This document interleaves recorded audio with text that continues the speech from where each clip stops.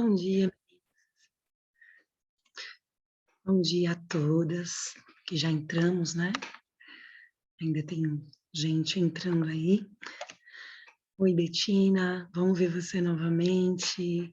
Bom dia, Luana, seja bem-vinda. Oi, Fê. Oi, amiga. Oi, Joyce. Oi, Cleonice. Oi, Eliana, tudo bem? Bom dia para vocês, meninas. Que bom que vocês estão aqui, que bom que nós já entramos, né?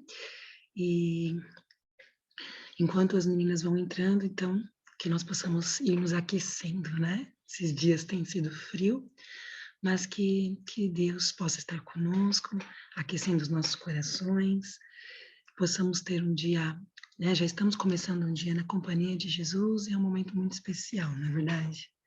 Para todas nós, né?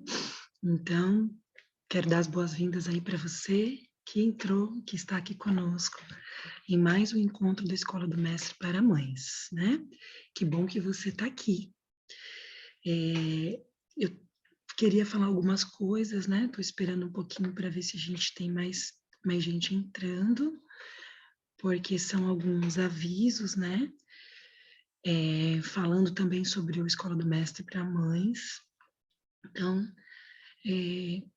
só mais um minutinho aí, só para que as pessoas possam entrar também, tá bom? Bem-vinda você que está entrando agora. Que bom tê-la conosco aqui no Escola do Mestre para Mães.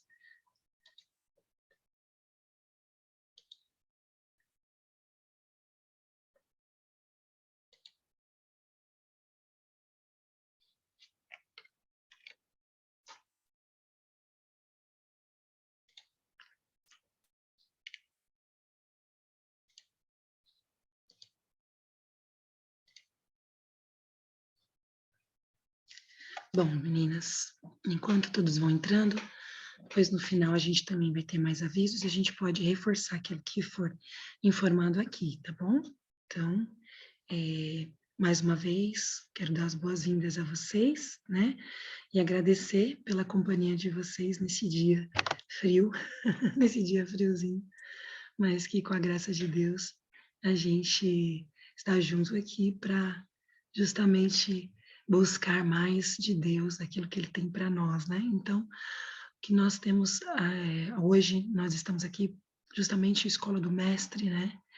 E a Escola do Mestre é um projeto muito especial do Ministério Familiarizando. E aqui nós estudamos, né? Juntos nós buscamos, como mães, né? Estudar mais sobre a vida, né? E a forma como Cristo ensinava. Então nós buscamos aqui, somos alunas do mestre, né, como o próprio nome diz, Escola do Mestre para Mães. Somos alunas para também podermos ensinar os nossos filhos, né, dentro da vida, né, com o objetivo de conhecer mais a Cristo e imitá-lo, né, em todas as coisas, tá bom? Bom, eu quero aqui falar para vocês um pouquinho, eu vou dar alguns avisos para vocês rapidamente. Agora nós estamos com um novo formato, né? Eu creio que vocês, alguns já viram lá no grupo, não é verdade?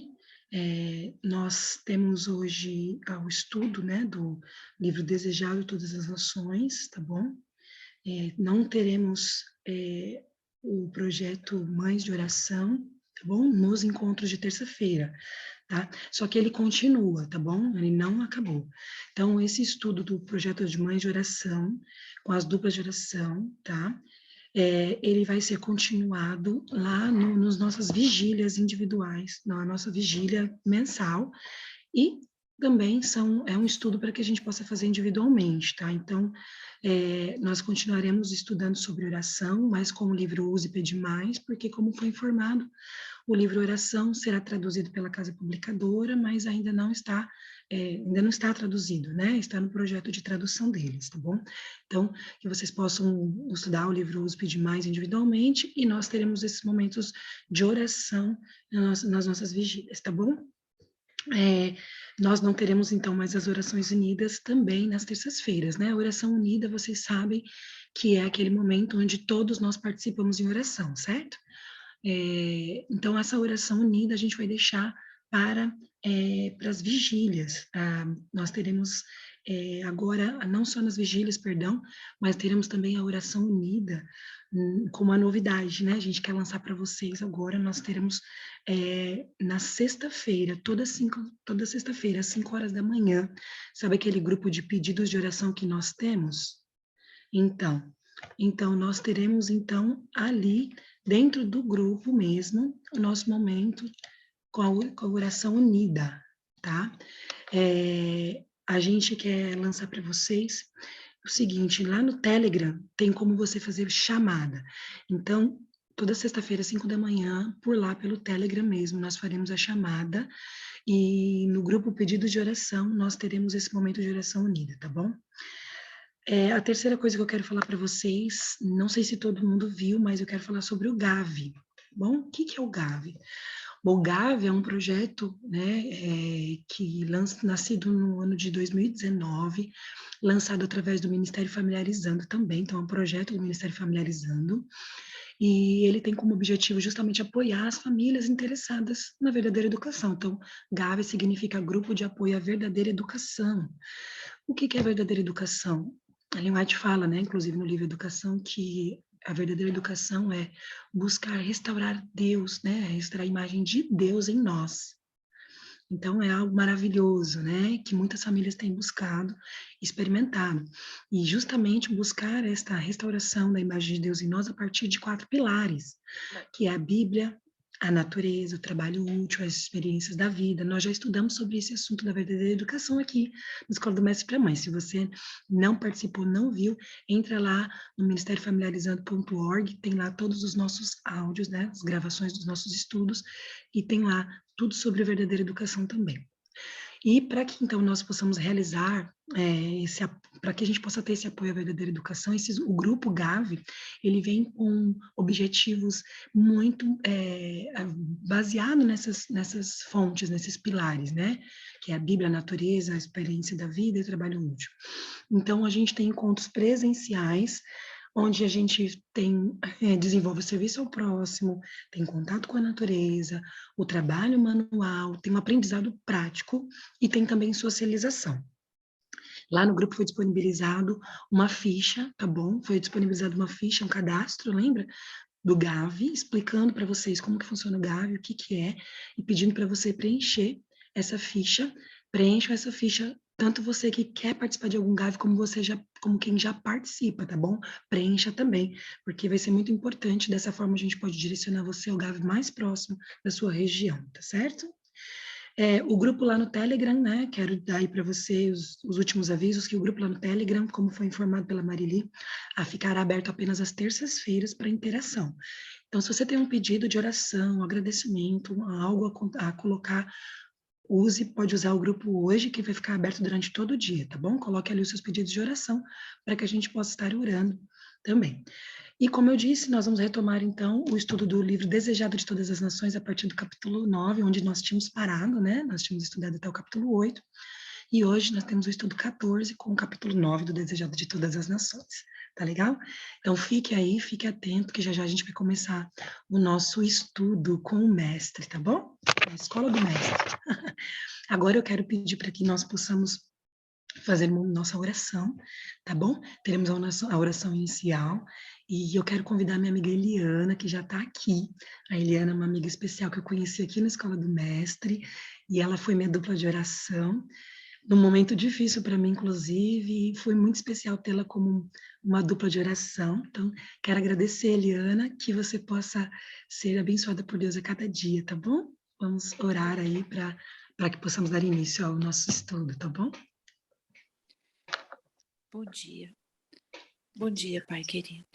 Nós te adoramos, Senhor, porque o Senhor nos despertou esta manhã para estarmos unidas em oração, te procurando receber de ti mais poder. Obrigada, Pai, porque o Senhor é bom. Pai querido, nós queremos também, Senhor, colocar aos teus pés os nossos pesares, as nossas lutas e os nossos arrependimentos pelas faltas que cometemos. E a maior delas, Senhor, é nos esquecermos de Ti é de sabermos que em Ti há poder e nos demorarmos tanto para Te procurar. Perdoa-nos, Senhor. Perdoa nossas faltas.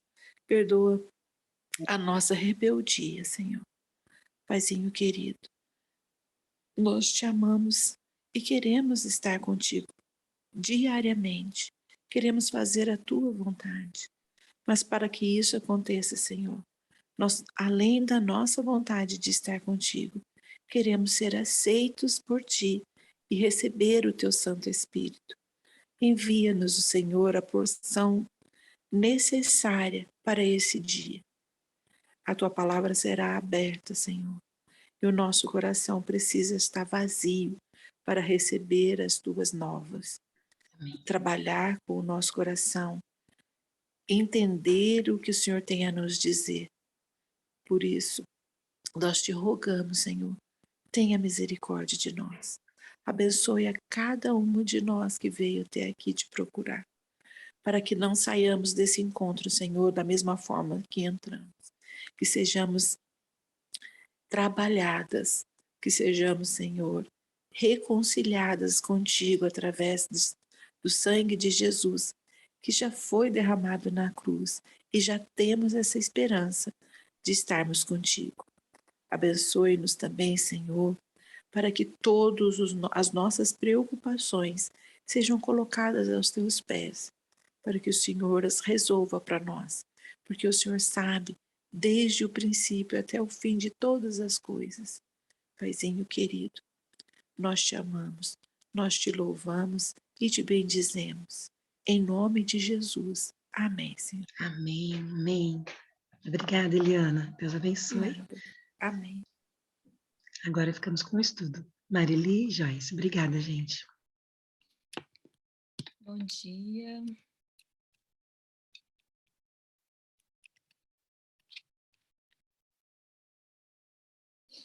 É muito bom estar de volta com o nosso estudo sobre Cristo, mestre dos mestres. É um estudo muito especial. Na verdade, deveria ser nosso principal estudo, né? E estudar o mestre, está escrito que nós precisamos contemplar o mestre para sermos transformados à imagem dele. E é por isso que nós estamos aqui, esse é o objetivo principal da Escola do Mestre. Nós agora não vamos, como a Cris falou, não vamos continuar com o projeto Mães de Oração nesse dia e horário, né? Mas continuaremos em outro dia e horário. Então, continuem o estudo sobre a oração individualmente, no livro Ouse Pedir Mais, que a gente vai continuar conversando sobre oração, estudando sobre oração também nas nossas vigílias. Mas esse estudo sobre a oração também tem tudo a ver, né, com a escola do mestre, porque Jesus era de oração, né? Era um homem de oração e ele era assim que ele recebia o poder do alto, através da oração. Então a gente está aqui para imitar Cristo. Então a gente precisa aprender a orar como Cristo, né? Orar sem cessar, ter essa intimidade com Deus. Então, nosso projeto Mães de Oração não acabou. A gente vai continuar aqui estudando e praticando, né? Oração unida, oração em duplas, oração individual, né? No início do dia, o dia inteiro, né? Porque esse é o segredo da vitória, né? Mas estamos retomando, então, agora o estudo do Desejado de Todas as Nações, e nós já temos 2 guias de estudo. E se alguém aqui ainda não tem o guia de estudo, pode ir lá no familiarizando.org e baixar. Nós temos o volume 1 e temos também o volume 2, que é o que a gente está usando agora. E a gente está no estudo 14, e o tema é lidando com a oposição. Esse é um assunto muito importante, né? Quem nunca lidou com a oposição? E a gente que busca dar a verdadeira educação para os nossos filhos, provavelmente, né, todos nós passamos por isso, né? Pela oposição, porque a verdadeira educação é diferente. E as diferenças geralmente geram críticas, né? Oposição. Uma verdadeira educação não é algo popular, né? Então a gente precisa estarmos preparadas como mães para lidarmos com isso, porque os nossos filhos também passam por isso, se ainda não passaram, vão passar. Na verdade, todo cristão tende a passar por isso, né? Nós estamos neste mundo de pecado, mas estamos aqui para imitar a Cristo, né? E a Bíblia diz que todo aquele que seguir a Cristo vai passar por perseguições, né? E, na verdade, a gente deveria ver isso como um privilégio. Ninguém quer ser perseguido, ninguém quer ser ridicularizado, ninguém quer ser criticado, né? Mas a gente precisa estar preparado para isso, né? E suportar, como diz Paulo ali, né? Paulo diz que ele dizia, né? Por isso sinto prazer nas injúrias, nas perseguições, por amor a Cristo.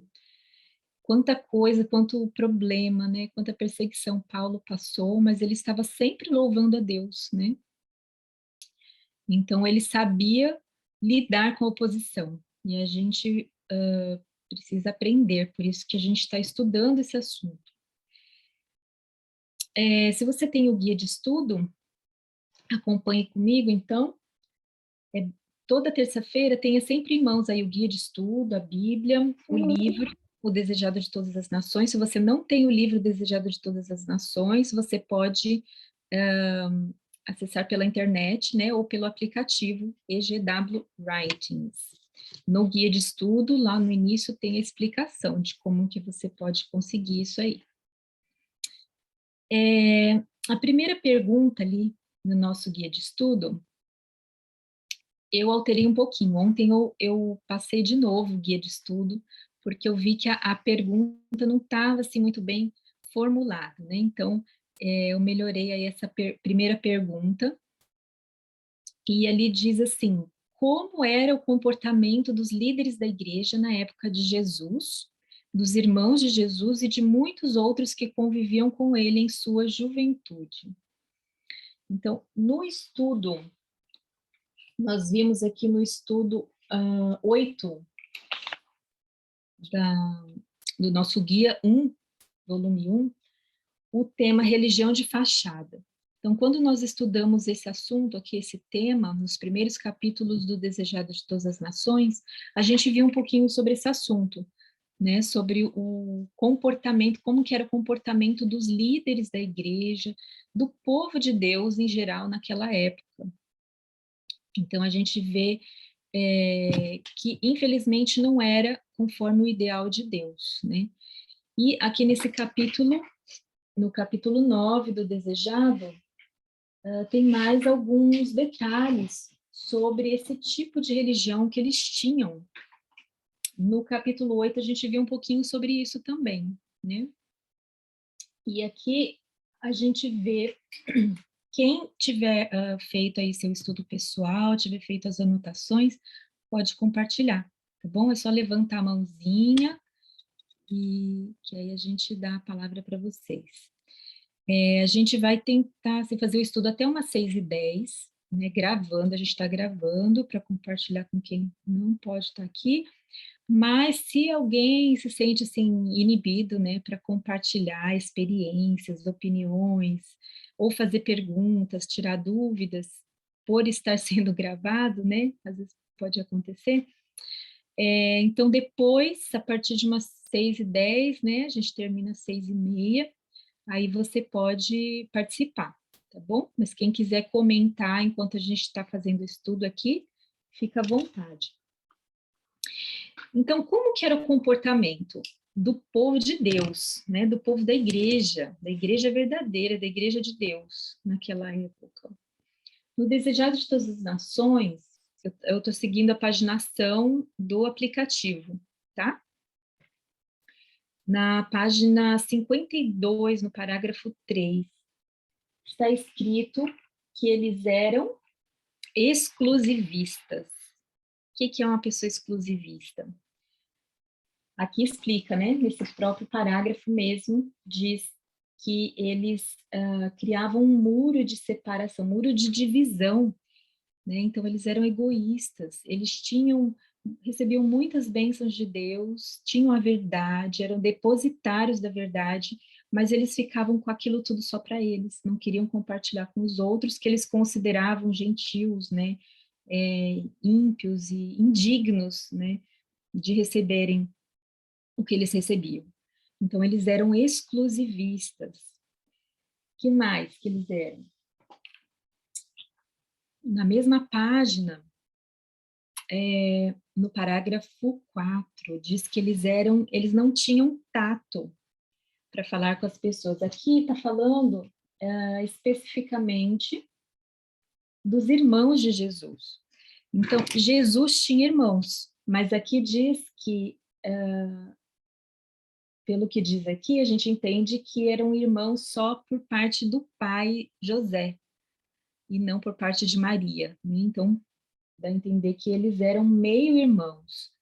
Então, esses irmãos, aqui diz que eles tinham um comportamento muito semelhante ao dos líderes da igreja. Alguém está perguntando aqui, se possível, diga como inicia o parágrafo.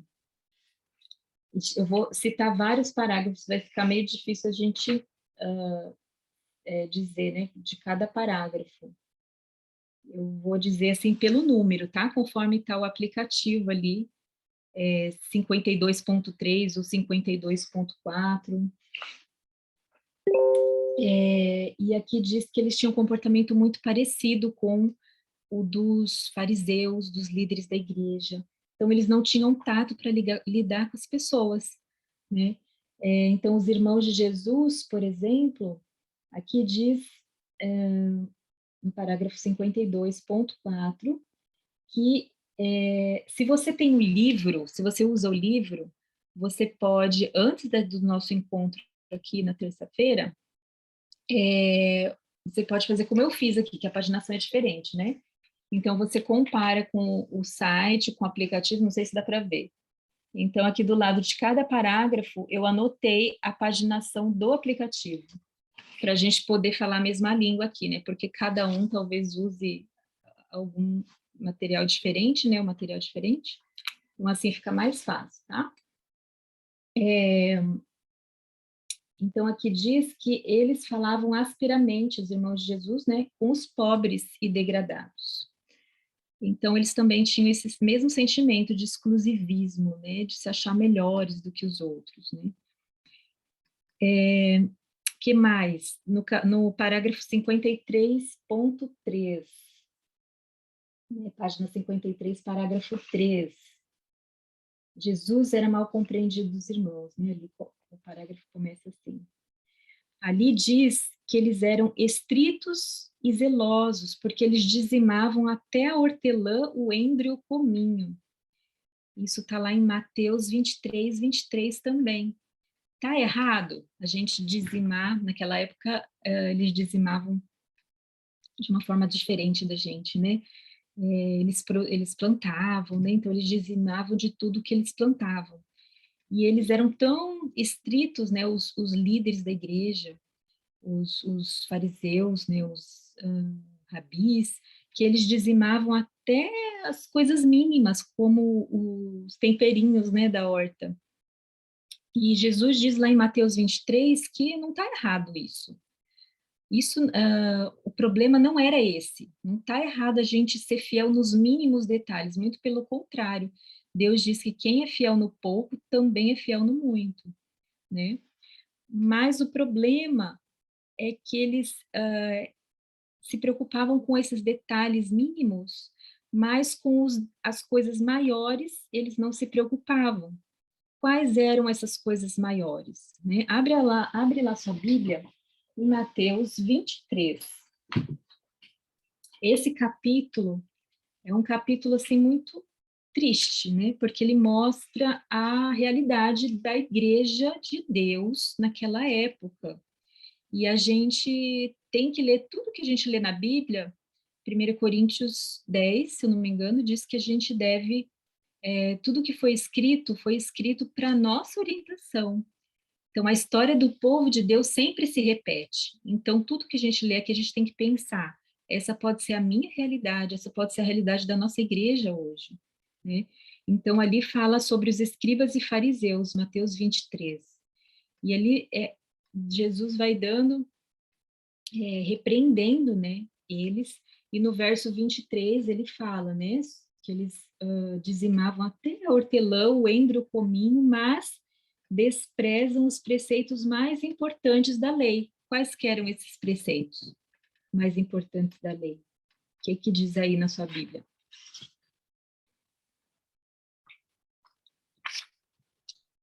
O juízo, misericórdia e a fé. Aqui no meu diz justiça, né, misericórdia e fé. Então, esse que era o problema. Eles tinham que ser fiéis no dízimo de cada coisinha, né? Mas, principalmente, em praticar a justiça, a misericórdia e a fé. E isso eles não faziam. Por isso, eles eram chamados de hipócritas. O que é uma pessoa hipócrita? No estudo 8, como eu disse, a gente falou sobre isso, né? A gente falou ali sobre o significado da palavra hipócrita, e nós vimos que hipócrita, na página 28 do Guia de Estudo, volume 1, diz que hipocrisia é a afetação de uma virtude, de um sentimento louvável que não se tem, impostura, fingimento, simulação, falsidade, falsa devoção. Então, isso é hipocrisia. Hipocrisia não é você ser estrito, obedecer estritamente a Deus, porque Jesus fazia isso. Jesus era estritamente obediente à lei de Deus. E por isso ele tinha problema, passava por problemas, como a gente vai ver aqui, né? Então, o problema deles é que eles tinham eles fingiam, né, que eles eram devotos, né? Aparentemente só que eles eram, era uma religião de fachada, mas no fundo eles não eram aquelas pessoas consagradas, fervorosas, né, como pareciam. Então eles eram hipócritas, e nesse capítulo 23, várias vezes Jesus fala, ai de vocês, escribas e fariseus hipócritas. Jesus foi bem direto e bem duro aí, né, e aí vai dizendo vários pecados deles, né. Ai de vocês, guias cegos, no verso 16, diz que eles eram guias cegos que guiavam outros cegos. Imagina, uma pessoa, um guia cego guiando um outro cego, dá para... Funciona algo assim? Claro que não, né? Então, em Mateus 15, 14 também, Jesus fala a mesma coisa, diz que eles eram guias cegos. E o povo confiava cegamente nesses guias cegos, né? É triste a situação, né, do povo de Deus naquela época. Então, em Mateus 15, 14, Jesus disse, esqueçam os fariseus, são cegos, guias de cegos. Ora, se um cego guiar outro cego, ambos cairão num buraco. Então, era o que estava acontecendo naquela época. O povo de Deus, a igreja de Deus, estava indo para o buraco, estava se perdendo por causa dos guias, dos líderes deles. E será que isso não pode acontecer hoje? Pode, sempre pode acontecer, né? E como eu disse, a história do povo de Deus a história do mundo, né? É cíclica, né? Então a história se repete. O sábio Salomão diz que não há nada novo sobre a terra. Ou seja, a realidade do povo naquela época pode ser a nossa realidade hoje, então a gente precisa ter muito cuidado, a gente não pode obedecer cegamente o que os líderes dizem, não importa quem seja, a gente tem que fazer como os bereanos. Paulo não era um mestre, assim, um líder verdadeiro, um líder, assim, fiel, mas mesmo assim, mesmo ele, com o exemplo que ele dava, com a vida que ele tinha, os bereanos fizeram o quê? Quando Paulo foi lá pregar. Eles foram conferir se o que Paulo estava pregando estava de acordo com o que estava escrito.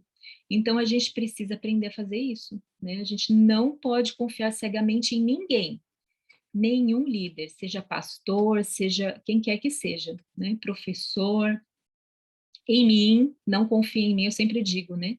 Não confiem cegamente no que a gente fala aqui, a gente pode errar, pode não ser por intenção, né? Mas a gente pode errar, né? Então, confiram tudo que é, por isso que eu sempre falo para vocês, o estudo mais importante na escola do mestre não é esse que a gente faz nas terças-feiras, é o seu estudo individual, a gente precisa aprender, a gente vai ver em seguida aqui sobre o comportamento de Jesus, que era bem diferente do povo em geral, do povo da igreja da época dele, porque ele tinha essa comunhão íntima, individual com Deus. Essa era a religião, a essência da religião é isso, é a nossa comunhão pessoal com Deus, não é ir à igreja, né? Tudo faz parte, mas o principal é o seu estudo pessoal. Então, não deixem de estudar, né? Fazer esse mesmo estudo aqui no dia a dia, diariamente, anotar, se a gente disser alguma coisa aqui que não está coerente, não está de acordo com o que vocês estudaram em casa individualmente, podem falar, tá bom? Pode levantar a mão e vamos dialogar aqui, não é o que Jesus faz conosco, né? Ele fala, vinde arrazoemos, vamos conversar, vamos dialogar. Não é para um criticar o outro, como os fariseus faziam, né? Como o povo fazia naquela época. Se alguém está errado, a gente pode dialogar numa boa, falar, ó, isso aqui que você disse não está contraditório com isso aqui, né? Com respeito a gente pode fazer isso, né? A gente precisa aprender a fazer isso, em vez de fofocar, de falar mal, de criticar, de acusar, né? Bom, então uma outra característica dos líderes, né? Dos irmãos de Jesus, do povo de Deus daquela época. Está lá em Mateus 23, 5 a 7. Então, no mesmo capítulo que a gente estava vendo aí, Mateus 23, um pouquinho antes, 5 a 7. Ali diz que os fariseus, né, os escribas, faziam as coisas para serem vistos. Então, vai descrevendo algumas coisas que eles faziam, né, as saudações, as roupas que eles usavam, tudo para chamar atenção. Então, aqui mostra o orgulho que tinha no coração deles, a vaidade, né, a ostentação. Essa era uma outra característica. E qual que é a característica de Laodiceia? Laodiceia não é o povo de Deus hoje? Qual que é a característica predominante do povo de Deus hoje? Se você se considera assim, você crê que você está na igreja de Deus, na igreja verdadeira, nós podemos ter aqui pessoas de diferentes denominações, né? Mas se você crê que você está na igreja verdadeira, mesmo que você tem que entender, nós precisamos entender isso, que mesmo que a gente esteja na igreja verdadeira, o que Deus disse sobre a igreja verdadeira dos últimos dias? Laodiceia. Laodiceia é a última igreja, né, representa a última fase da igreja de Deus, não é do povo lá fora. Laodiceia é o povo de Deus, e qual que é a característica que diz lá em Apocalipse 3? Orgulhosa. Então, a nossa situação hoje não é diferente do povo daquela época, do povo de Deus, né? Nós somos tão orgulhosos quanto os escribas e fariseus, nosso povo. Essa é a dura realidade. É claro que existe uma solução, e Jesus dá a solução lá em Apocalipse 3, né? Mas essa é a nossa condição também, né? E essa foi a primeira pergunta, né? Na verdade, na pergunta 1, tem 3 perguntas, né? Então, a primeira parte da pergunta seria isso aí. Alguém gostaria de comentar alguma coisa sobre essa primeira pergunta da pergunta 1? Da primeira parte da pergunta 1? Na segunda parte, tem a pergunta é sobre as regras. Que regras regiam a vida do povo de Deus? Então, ali diz, no livro Desejados de Todas as Nações, na página 51, parágrafo 1, acompanhe comigo aí, é o primeiro parágrafo do capítulo. Ali diz que eles seguiam rígidas regras para cada ato, até as mais pequeninas minúcias da vida. Eles criavam inúmeros regulamentos, não eram os regulamentos de Deus, mas eles mesmos inventavam várias regrinhas para cada coisinha, quantos passos podiam dar no sábado, né, no dia santo, no dia do Senhor. Então, coisas assim absurdas, né? E o povo ia seguindo aquilo como se fosse a verdade, né? Por quê? Porque ele é o líder da igreja, ele estudou, eles sabem mais as escrituras do que a gente, então eles devem saber o que eles estão dizendo. Cuidado, né? Então, regras rígidas. E no parágrafo seguinte, segundo parágrafo do capítulo 9, fala mais um pouco sobre isso. Ali diz que eles estavam se afastando da palavra de Deus. Então, eles não estavam seguindo realmente a palavra de Deus, apesar de se dizerem doutores da lei. O que era um doutor da lei? Era um teólogo, né? Hoje a gente tem outro nome para isso, né? Hoje a gente chama de teólogos. Então, são pessoas que se dedicam a estudar detalhadamente a palavra de Deus. E eles sabiam melhor do que ninguém, assim, de cor e salteado, né? A palavra de Deus. Mas, na verdade, eles estavam se afastando da palavra de Deus e exaltando teorias de sua própria invenção. Eles... abre sua Bíblia lá em Mateus 15:6. Esse capítulo, assim como o capítulo 23 de Mateus, também fala algumas coisas sobre os escribas e fariseus, sobre os líderes da igreja daquela época. Então, Jesus repreendeu algumas vezes esses líderes, né? Diretamente. Por isso que eles odiavam tanto a Jesus, né? Porque Jesus falava a verdade. Ele chamava o pecado pelo nome. E quem faz isso é desagradável, né? Atrai oposição. Então, ali em Mateus 15:6 está escrito... alguém poderia ler? Verso 6, capítulo 15.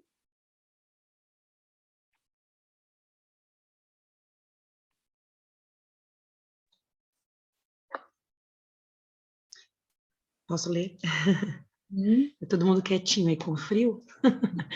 Vamos lá, verso 6 que diz: E assim, invalidastes pela vossa tradição o mandamento de Deus. Forte. Obrigada, Cris. Então, eles estavam invalidando, eles agiam como se a palavra de Deus não tivesse mais validade, porque eles colocavam as tradições deles acima da palavra de Deus. O que é tradição? Tradições são os costumes da gente, né, as nossas próprias crenças, mas coisas assim criadas pelos homens, pelas pessoas. Não é o assim diz o Senhor. Então, a gente precisa tomar muito cuidado com as tradições. Tradição é ruim? Não necessariamente. Pode ser boa ou pode ser ruim. Cada tradição que a gente segue, a gente precisa comparar com assim diz o Senhor. Você sabe por que você faz o que você faz? A gente precisa, na verdadeira educação, né, que nós estamos procurando dar para os nossos filhos, a gente ensina os nossos filhos a pensarem da causa para o efeito. Ellen White fala muito sobre isso, a importância disso. E Jesus fazia isso para cada coisa, cada comportamento, cada hábito, né? Então, não importa se é da igreja. Então, a igreja tem ali as suas regras, né? Seus hábitos, seus costumes, nosso povo, nossa igreja. A gente precisa parar para pensar em cada coisa. Por que que a igreja faz isso? Está de acordo com assim diz o Senhor? Se não, fique com o assim diz o Senhor. Porque mais importa obedecer aos homens do que a Deus. É o que está escrito lá em Atos 5:29, né? A Deus, né, do que aos homens. Mais importa obedecer a Deus do que aos homens. Então, tá vendo, ó, como é importante a gente ter uns aos outros aqui para corrigir a gente, ó. Mari, Mari, só pegando um gancho rapidinho, que eu lembrei aqui, falando disso, falando sobre a questão da educação dos filhos, né? A gente tem estudado aqui que nós temos que tomar cuidado com seguir os outros, né? Então, a gente fala dos outros até mesmo na igreja, né? Então, o quanto é importante as crianças saberem o que elas estão fazendo e por que elas estão fazendo aquilo. Então, por que que eu como certos alimentos e não como outros alimentos? Porque eu vou em alguns lugares e em outros não, mesmo que todos os meus amigos inclusive da igreja, eu digo isso porque, como mãe, enfrento isso aqui, e tenho certeza que outras mães também enfrentam questionamento, e as crianças, muitas vezes, elas não querem questionar para afrontar, o que elas querem é entender.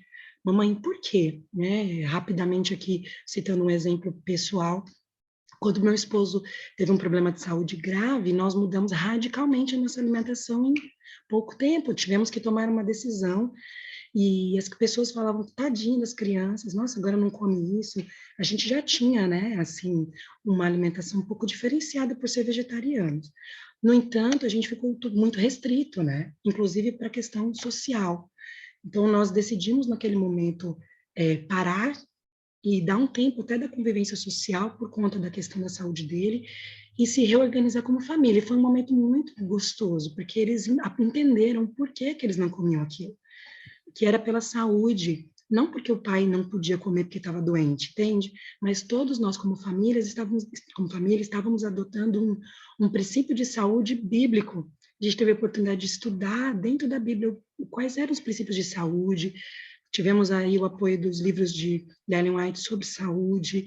Então, assim, hoje as crianças sabem falar a respeito da questão da doença dele e do porquê que eles não comem, e eu vejo alegria neles. É claro que como mãe, eu busco sempre ajudá-los nesse sentido, né? Mas é diferente quando nós entendemos e sabemos, né, o porquê que a gente faz aquilo, pensando sempre da causa para o efeito, podendo fazer a escolha mais acertada dentro do assim diz o Senhor, né? Então, eu vejo isso como uma grande importância, tanto para nós adultos quanto para as crianças. Com certeza, Cris. A gente precisa. É importante nossos filhos serem questionadores, né? Jesus era questionador. Vocês lembram do que a gente estudou nos estudos anteriores aí? Quando ele foi ao templo, o estudo 13, né, foi sobre isso. Quando ele foi ao templo, ele questionou os professores, os teólogos. Quem era ele, uma criança de 12 anos, questionando teólogos? Ele questionou. Mas como ele questionou? Com respeito. Então, a gente precisa ensinar nossos filhos a questionarem sim, a pensarem sim, no que eles, em tudo que eles fazem, cada atitude, mas não para criticar, para julgar, né? Mas para aprender. Em primeiro lugar, a gente tem que ter um espírito assim, se portar como aprendizes que nós somos. A gente vai passar a eternidade aprendendo, até no céu a gente vai aprender, né? Imagine aqui. Então, a gente tem que ensinar nossos filhos a questionar da forma correta, com respeito, inclusive a nós pais, né? Eles não podem chegar assim e falar, mãe, você está errada, não é assim, né? Uma coisa que eu tenho ensinado para as minhas filhas é o que Jesus, questionar como Jesus fazia. Jesus perguntava, né? Por mais que a gente tenha certeza, a gente acredite piamente que a gente está certo, a gente tem que ter humildade e falar, por que você disse isso? Eu queria entender melhor. Você pode me explicar melhor? É porque eu estudei e eu entendi diferente, né? Sabe, assim, perguntar, por que você pensa assim? Ouvir o outro, ouvir mais do que dizer, né? A palavra de Deus lá em Tiago diz que a gente deve ser tardio em falar e pronto em ouvir. E Jesus era assim. Ele ouvia mais do que falava, né? Mas mesmo assim atraía oposição, né?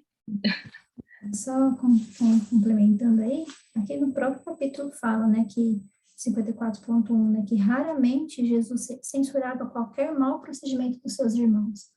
Uhum. Raramente, né? Eu fiquei pensando nisso, poxa vida, ele via que estava errado, sabia que não era uma conduta aceitável diante de Deus, estava sofrendo oposição, mas raramente censurava qualquer mau procedimento dos seus irmãos, né? E o mesmo acontecia com os preceitos que ele aprendia, que estavam sendo ensinados dos rabinos, né? Diz que ele, lá no 51.2, no finalzinho, diz que não atacava os preceitos ou práticas dos outros mestres. Então, a gente vê aqui que a maior arma de Jesus era o exemplo, a vida dele em si, né? Era o exemplo, porque o que ele estava falando, eu estava meditando, a gente tem que ter muito cuidado com essa questão, né? Com os nossos filhos, para que eles não se sintam melhores ou superiores, né, às outras crianças. Porque, porque eu estou fazendo o que Jesus pede, aquela criança então não está fazendo, é uma criança pecadora, né? Mesmo na igreja, em algumas reuniões, então porque eu sou melhor que aquela criança que come isso, faz aquilo, aquilo outro, né? Então, é difícil para a gente conseguir incutir isso na criança, né? Porque ela não pode se deixar levar pelo que ela está vendo ali, não pode seguir a mesma conduta, no entanto, tem que ter um olhar de amor, né? Para com as pessoas e de humildade que você falou. E era isso que Jesus fazia, ele não atacava, mesmo sabendo que era uma situação contraditória, ele pregava pelo exemplo, né? E até para nós adultos, né, esse senso de orgulho laociano, né, que a gente vive, infelizmente, como a gente tem que olhar para Jesus menino, chega a nos constranger, né, porque uma criança agia dessa forma e a gente, às vezes, como adultos, não consegue, deixa aquele sentimentozinho de orgulho, vaidade dentro do coração, né, de pretensa santidade, às vezes, ser superior, né. O segredo, eu creio que é a gente estar sempre preocupado com a salvação dos outros, né?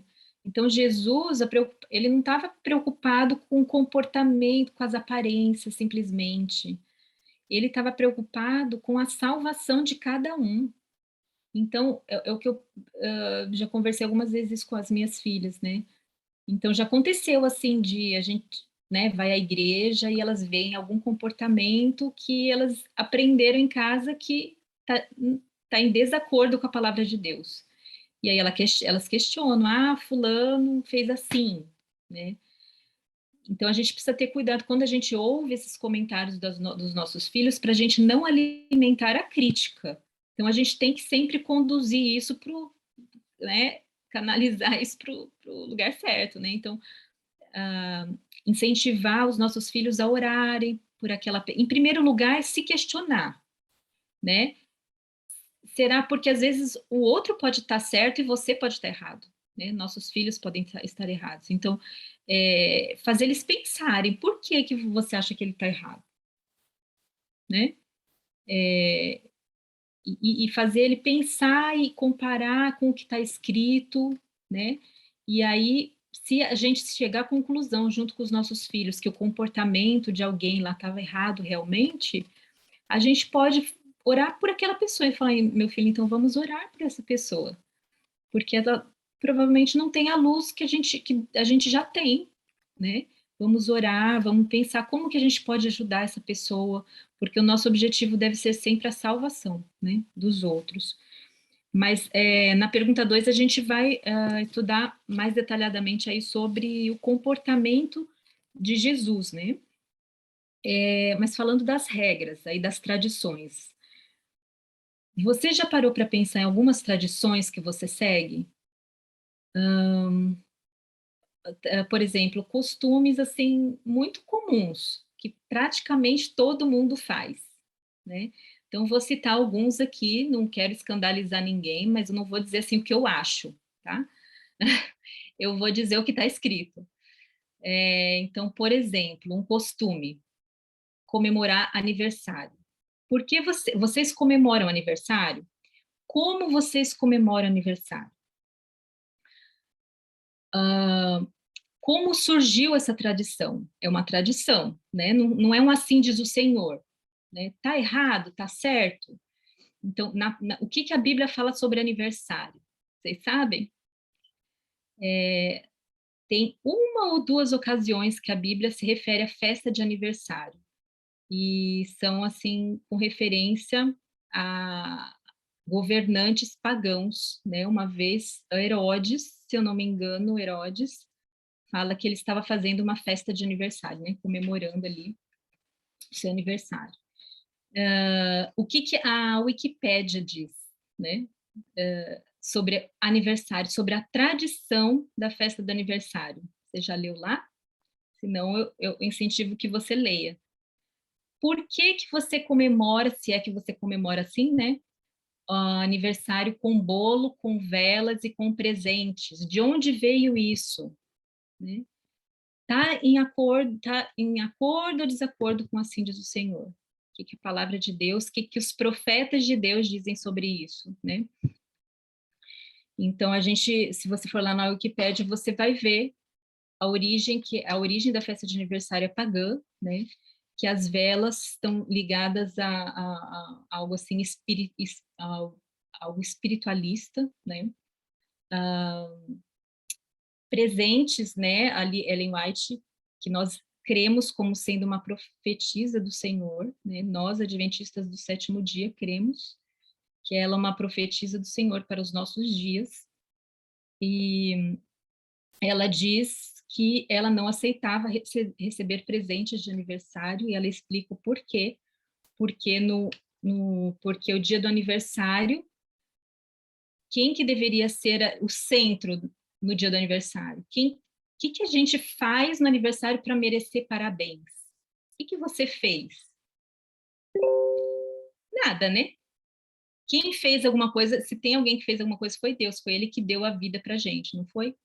Então, ela explica ali que quem merece os parabéns, né, as homenagens no dia do nosso aniversário, na verdade, é Deus, porque Ele que é o doador da vida, né? A gente não fez nada para merecer mais um ano de vida. Quem fez foi Deus, né?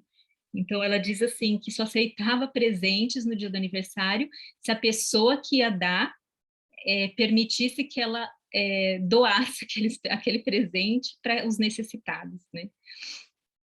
Então, eu não estou dizendo aqui o que está certo, o que está errado. Eu estou dizendo o que está escrito na internet. Você pode ir lá pesquisar a história, a tradição da festa do aniversário.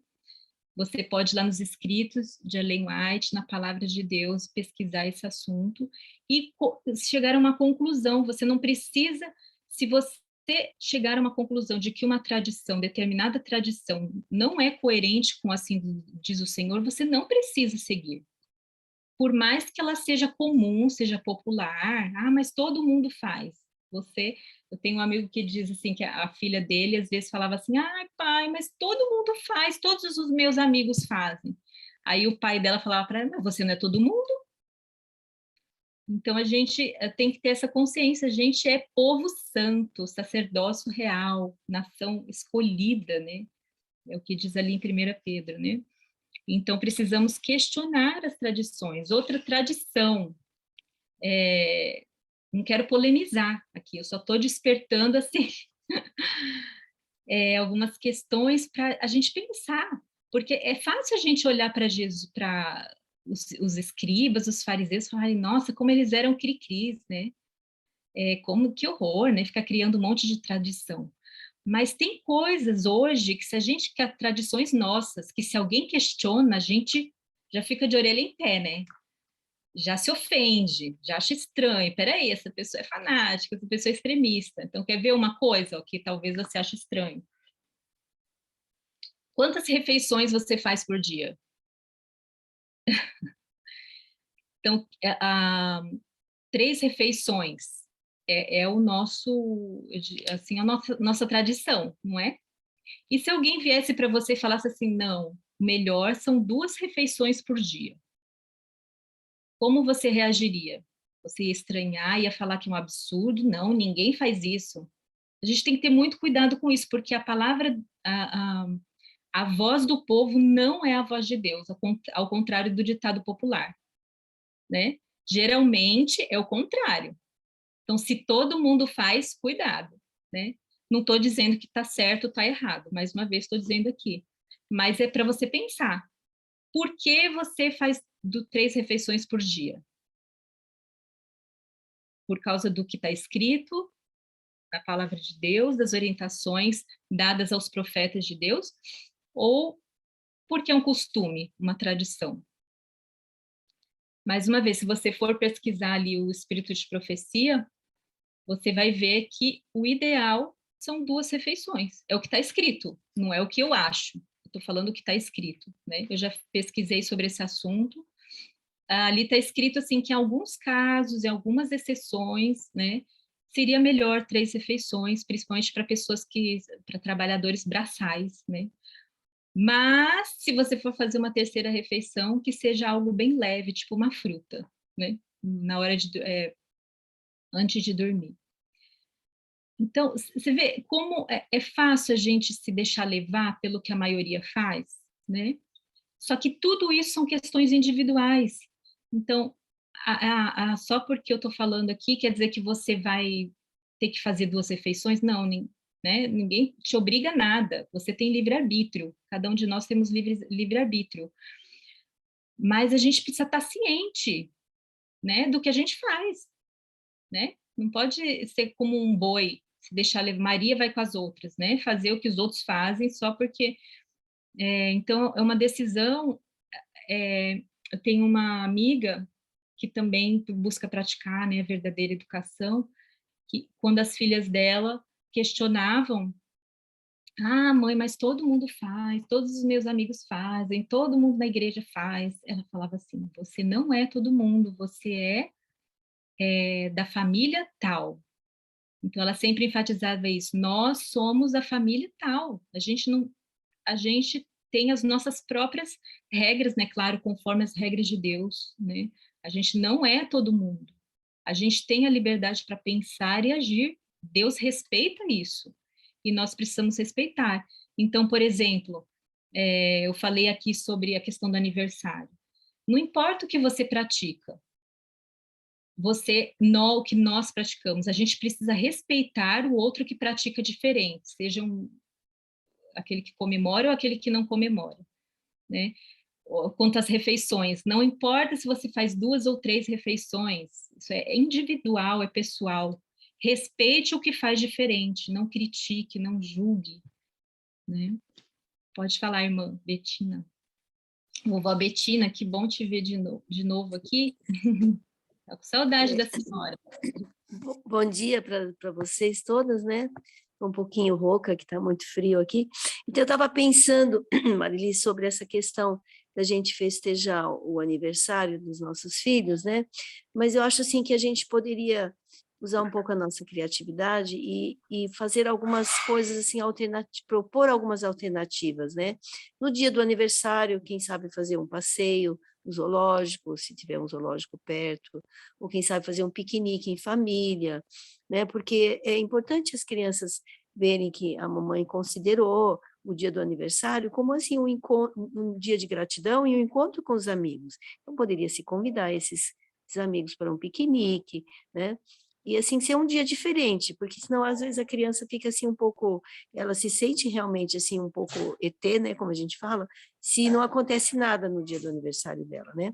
Então eu queria assim deixar essa sugestão para o grupo, o que a gente poderia fazer para, assim, substituir uma tradição, mas fazer alguma coisa diferente, que seja realmente uma honra ao Criador e não ao aniversariante, mas para a criança, assim, sentir que é um dia importante, o dia do nascimento dela.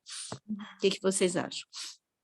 Sim, com certeza, né? A gente, inclusive ali no Espírito de Profecia, né? Eu incentivo, assim, como eu disse aqui, eu não estou questionando o aniversário, não quero levantar não quero polemizar, não quero entrar nesse detalhe, né?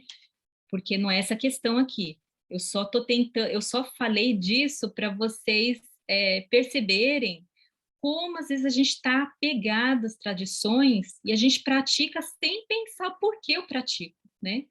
Mas, com certeza, quem não pratica, quem escolher não fazer dessa forma tradicional, vai encontrar outras formas, né?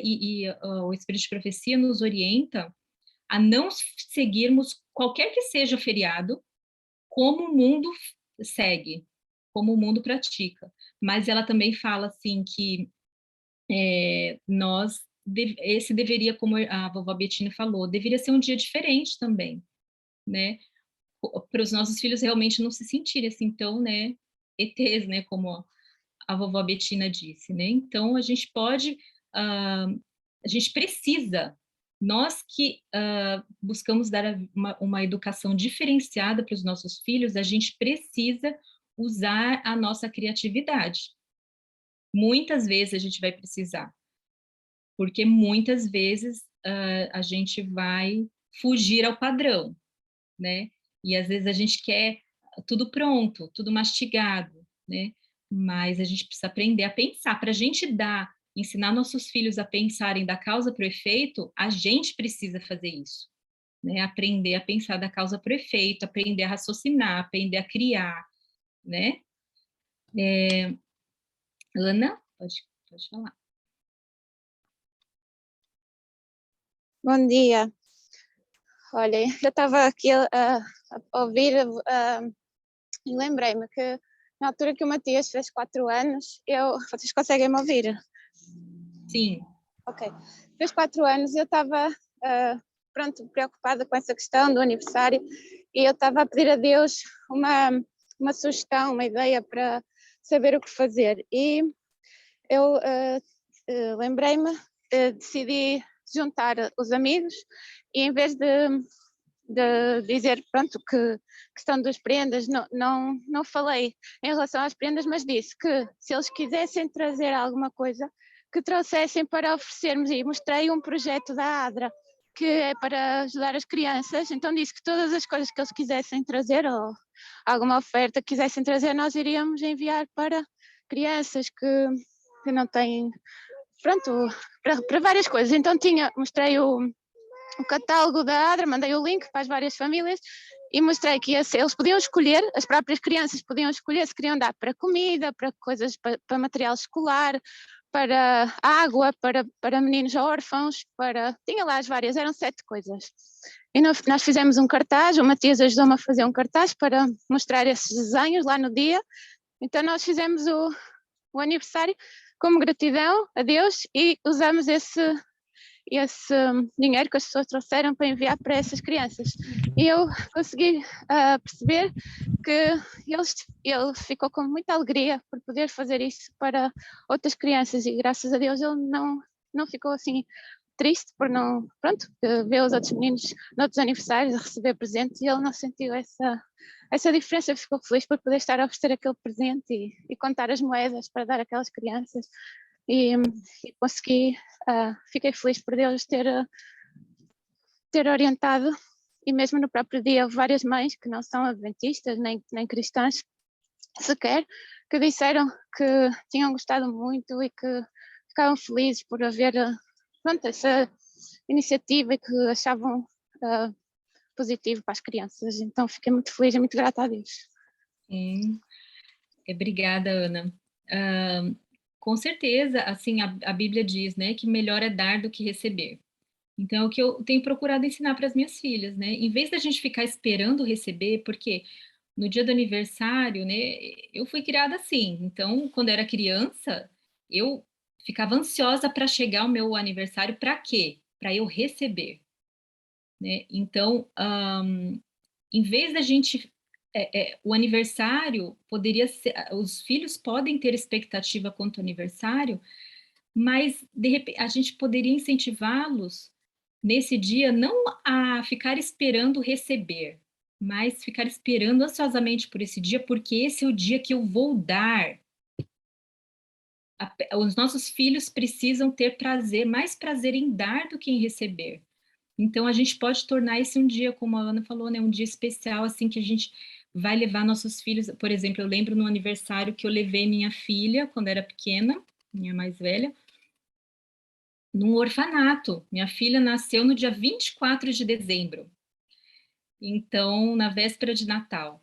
Então, nessa época, as pessoas, é comum, né, ter as pessoas darem presentes, né, as pessoas ficam mais receptivas também. Então, uma data bem propícia para isso. Então, eu lembro que uma vez no aniversário dela, a gente foi até alguns orfanatos doar. Então, antes do dia do aniversário, ela ficou naquela alegria, sabe? Separando coisas, brinquedos dela, roupas dela, para ela doar. E ela ficou super feliz de poder compartilhar aquilo com outras crianças no dia do aniversário dela, né? Se no nosso aniversário, se quem merece os parabéns, né? É o doador da vida, é Deus. O que Deus disse, né? Que quando a gente faz aos pequeninos, a gente está fazendo para Ele. Então, uma forma de a gente agradecer a Deus é fazer algo bom para os necessitados, né? Então, o dia do aniversário poderia ser um dia de ação social com os nossos filhos, com a nossa família, um dia especial, diferente, né? Usem aí a criatividade, né? Bom, a nosso tempo, eu disse que até 6h10 a gente ia gravar até umas 6h10, nosso tempo está acabando. A gente não precisa ter pressa para terminar o estudo desse capítulo, a gente ficou só na pergunta 1, mas não tem problema. É mais importante, na verdadeira educação, é assim, a gente não precisa cumprir prazos e currículos, né, programas, assim, a gente tem que ser algo, assim, natural, personalizado, né, e é o que a gente procura fazer aqui. Então, a gente vai, o mais importante é a gente aprender de fato, né, mais do que cumprir um requisito. Mas, assim, eu queria só concluir essa segunda parte da pergunta 1, sobre as regras que regiam a vida dos líderes daquela época. E aí, no próximo encontro, na próxima terça-feira, a gente continua nosso estudo aqui, do capítulo 9. Então, em Mateus 23, 29, diz que os líderes da igreja edificavam os sepulcros dos profetas. Curioso isso, né? Essa expressão. Eu fui pesquisar para entender melhor e eu entendi, né, pela pesquisa que eu fiz, que eles honravam os profetas mortos. A repreensão que Jesus estava fazendo a eles, ali em Mateus 23, é que eles honravam os profetas mortos, mas não os vivos, porque Jesus era um profeta, né? E eles falavam tão bem de Moisés, né? Honravam Moisés, mas o próprio Cristo que estava ali, eles desonravam, né? Então, a gente também precisa, porque os profetas são assim, né? Quando eles estão vivos, eles são perseguidos, né? São desacreditados. Aí, quando eles morrem, viram heróis, né? Geralmente, né? Mas hoje a gente também corre o mesmo risco de desprezar os profetas. Será que a gente não tem profetas para o nosso tempo? A gente tem valorizado, tem respeitado, tem estudado os escritos e seguido, obedecido os escritos dos profetas do Senhor, de todos os profetas do Senhor, sem exceção. E a gente viu ali também que os líderes da igreja não conheciam de fato as escrituras, nem o poder de Deus. Está escrito em Mateus 22, 29, apesar de se considerarem mestres, doutores da lei, teólogos. Sua religião não podia transformar o caráter. Está lá na página 53, parágrafo 3. E os rabinos, está escrito ali na página 51, parágrafo 4, que os rabinos sabiam que nenhuma autoridade se podia encontrar nas escrituras para suas tradições. Olha só, eles próprios reconheciam que aquilo era só tradição, não tinha base bíblica. Você vê que sério, né? Eles enganavam os outros, sabendo disso, né? Então, a gente vê isso se repetir nos nossos dias, né? Quanto ao dia de guarda, por exemplo. Os líderes de igrejas, né? Certas igrejas que guardam um outro dia de guarda, né? Que não é o que está escrito na Bíblia, eles sabem da verdade, que aquilo é só tradição. Mas eles enganam a tal ponto o povo que o povo, por ignorância, porque não estuda o assim diz o Senhor, a palavra de Deus, acha que está escrito na Bíblia, que aquele é o dia de guarda, né? Simplesmente porque não estuda. E lá ali também diz sobre os irmãos de Jesus, que os irmãos de Jesus insistiam em que a tradição deveria ser atendida como se fossem ordens divinas. Na página 52, parágrafo 2. Então, a gente precisa realmente, assim, prestar muita atenção, né? Analisar. Assim, só mais uma citação aqui que fala sobre isso, está na página 51, parágrafo 2. diz que eles observavam ritos tradicionais que nenhuma virtude possuíam. Seu culto era simples rotina de cerimônias. As sagradas verdades que se destinavam a ensinar achavam-se ocultas aos adoradores. Em seus serviços destituídos de fé, não encontravam paz. Não conheciam a liberdade de espírito que lhes adviria de servir a Deus em verdade. Olha só. Então, as tradições que eles mesmos inventavam tiravam a paz deles. Então, às vezes, você já se sentiu, assim, ansiosa para ter paz? Sem paz? Eu já, várias vezes, né? Com aquele sentimento, assim, que a gente não sabe nem explicar. Senhor, eu preciso de paz, não estou tendo paz. Às vezes a gente está angustiado ali, procurando obedecer a Deus e angustiado, sem ter paz. O que está acontecendo? E aqui diz que, então a gente precisa tomar cuidado com isso, porque às vezes as nossas próprias tradições é que estão tirando a nossa paz. A gente está, às vezes, seguindo coisas que a gente acha que tem que seguir, mas na verdade não tem. E é aquilo que está tirando a nossa paz. Porque, às vezes, é porque é a nossa vontade, ou porque a maioria faz, e a gente acha que tem que fazer também, por medo de oposição, seja lá qual for o motivo. E a gente perde, assim, a liberdade de espírito, de servir a Deus. Não permita jamais que ninguém tire a liberdade sua e da sua família de adorar a Deus como está escrito. Não permita isso. Deus respeita a nossa liberdade.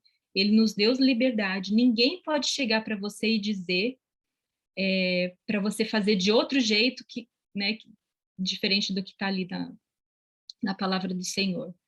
Não se sinta obrigada nem intimidada por ninguém. Nós temos liberdade em Cristo Jesus. Jesus morreu para nos libertar. Então, a gente tem que viver como pessoas livres, e não como escravas das tradições, né? Seja tradições da igreja ou tradições do mundo, que seja, né? A gente tem que viver livres, e uma pessoa livre vive em paz, não é mesmo? Então, se a gente vive aí em constante angústia, ansiedade, luta interior, talvez tenha a ver com isso aí, né? Bom, então, agora se alguém tiver alguma pergunta, comentário que gostaria de fazer. Sim, na sexta-feira, né, querido? Sexta-feira, né, hoje é terça, então nesta sexta-feira a gente vai ter nosso primeiro encontro de oração, novidade aqui na Escola do Mestre.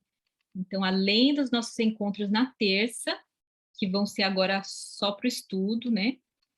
A gente vai ter também às sextas-feiras nosso encontro de oração, que vai ser só oração praticamente, né? No máximo, assim, algum texto, algum parágrafo, assim, para a gente meditar, né? Para alimentar, né, a nossa oração.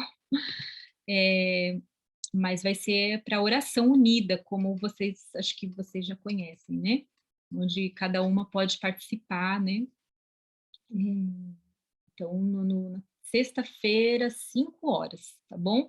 Se você quer participar e não está no grupo ali do Telegram, o grupo Pedidos de Oração, EMM, não é no grupo Escola do Mestre.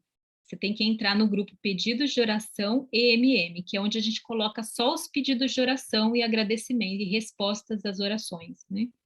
Então, a gente vai chamar ali, fazer uma chamada de conferência, né? Ali, nesse grupo, tá bom? Tem o link ali na Escola do Mestre, mas a gente pode passar de novo lá, caso vocês não tenham entrado, não saibam onde está, tá bom? E a Eliana está perguntando sobre a vigília, que seria às 3h30 ou às 2h30. Boa pergunta, Eliana. Na verdade, a gente ainda está definindo, né, meninas? A gente está avaliando, está orando sobre essa questão aí, sobre dia, horário da vigília. A gente ainda não chegou a um consenso, mas até a próxima vigília a gente espera ter definir isso aí. A gente avisa vocês lá no grupo do Telegram, tá bom? Nos Vamos ajude em orar? oração. Isso mesmo. Ajudem a gente em oração e dando a opinião de vocês também, que dia, que horário, de repente fica melhor para vocês, tá bom? Lembrando que o grupo do Telegram vai ficar aberto somente nas terças-feiras, né, Mari? Isso, Então, aproveitem hoje para colocar lá os pedidos de oração também. isso mesmo. A gente focar aí no lar, né? Não gastar muito tempo no celular. Vamos orar então? Senhor nosso Deus, nosso Pai querido, nosso Pai de amor e misericórdia, como é maravilhoso estudar a vida do Mestre, Mestre dos Mestres. Quantas coisas nós temos a aprender com ele. Nos identificamos com ele em muitos aspectos, muitas vezes também temos sido perseguidos, criticados, ridicularizados, porque temos buscado fazer a tua vontade. Mas pedimos que o Senhor nos dê sabedoria do menino Jesus, do jovem Jesus, para que não escandalizemos, não ofendamos ninguém, não julguemos, não critiquemos ninguém, não fiquemos chateados, magoados quando recebermos oposição, mas que o Senhor coloque em nosso coração o amor de Cristo, nos dê a mente de Cristo, desenvolve em nós, Senhor, os frutos do teu Espírito, o amor, a paciência, a mansidão, para que saibamos responder, falar da forma apropriada, no momento certo, e calar também quando necessário. Que o teu Santo Espírito nos guie em todas as situações e nos ajude, Senhor, a não sermos, não agirmos com os outros como não gostaríamos que agissem com a gente. Que o Senhor nos ajude a respeitarmos a todos, apesar das diferenças, que em primeiro lugar nos preocupemos com a salvação de todos à nossa volta, sem exceção. Ajuda-nos a não fazermos acepção de pessoas, mas que o teu amor esteja em nós, no nosso lar, e nos capacita para transmitir esses valores, esses princípios aos nossos filhos. Obrigada, Senhor, por esse estudo tão especial que tivemos. Continua, Senhor, nos conduzindo no estudo durante essa semana. E, por favor, na próxima semana, na próxima sexta-feira, pedimos que o Senhor nos reúna novamente para orarmos juntas e crescermos, nos edificarmos mutuamente. Permanece conosco neste dia. E tudo o que fizermos seja somente para a tua honra e para a tua glória. Em nome de Jesus, amém. Bom dia, meninas. Deus abençoe a todas. E até sexta-feira, hein? Não esqueçam, está sendo muito bom a gente orar juntas. Eu, a Cris, a Fê e a Joyce temos orado, já fizemos isso 2 vezes, né, meninas? Não, 3 vezes, né? Na quinta-feira a gente estava fazendo isso, na sexta-feira a gente estava fazendo, mas a gente vai mudar agora o dia, para vocês poderem participar também, graças ao pedido de uma de vocês, porque uma de vocês falou com a gente que queria participar também, soube que a gente orava juntas e ela ficou com vontade de participar. Eu falei, com certeza, vamos dar um jeito. Então, se unam a nós, está sendo uma bênção, a gente se une mais, né, meninas? E a gente tem orado por cada pedido feito ali no Telegram, tá bom? Participem com a gente. Bom dia.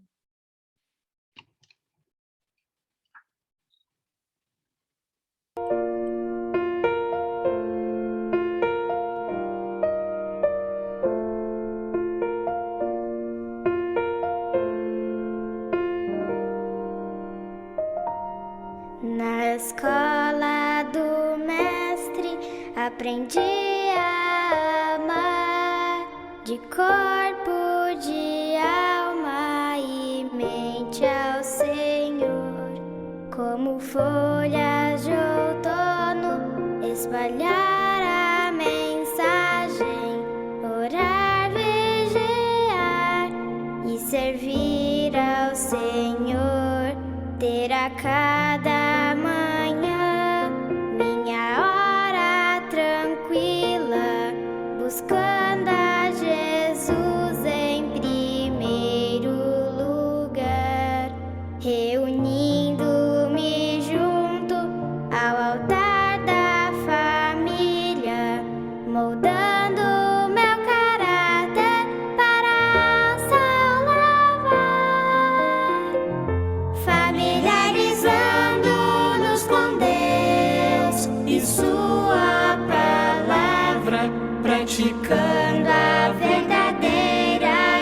educação, restaurando a imagem do Criador, um propósito divino, a obra da redenção.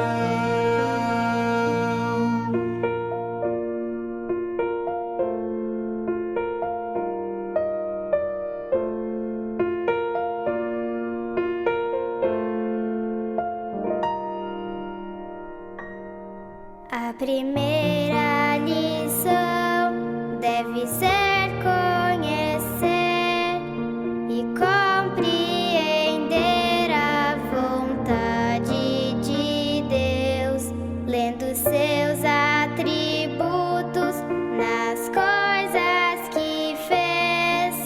Eu me fortaleço, me aproximo de Deus. Foi assim que aprendi as palavras da vida. Ao me sentar, levantar e andar, no meu lar compreendi a minha missão, a mensagem ao mundo eu vou proclamar,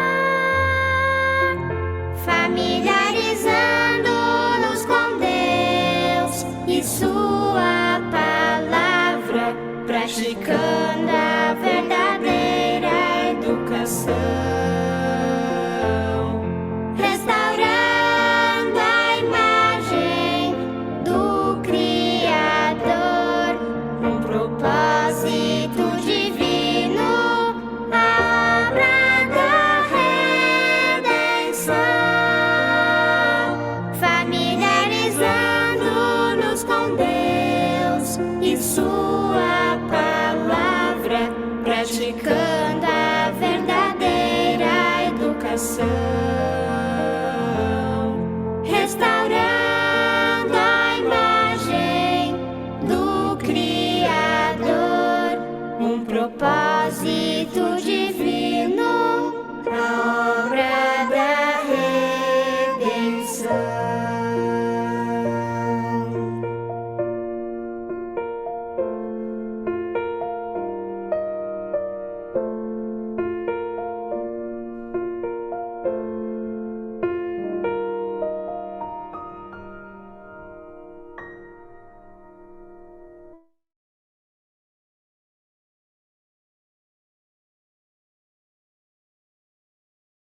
Oi, Gabi, você tá linda. Que saudade. Você tá grande, gente. Cabelada aqui. Que fofa. Linda de qualquer jeito, Gabi. Tchau. Beijo. Tchau, gente.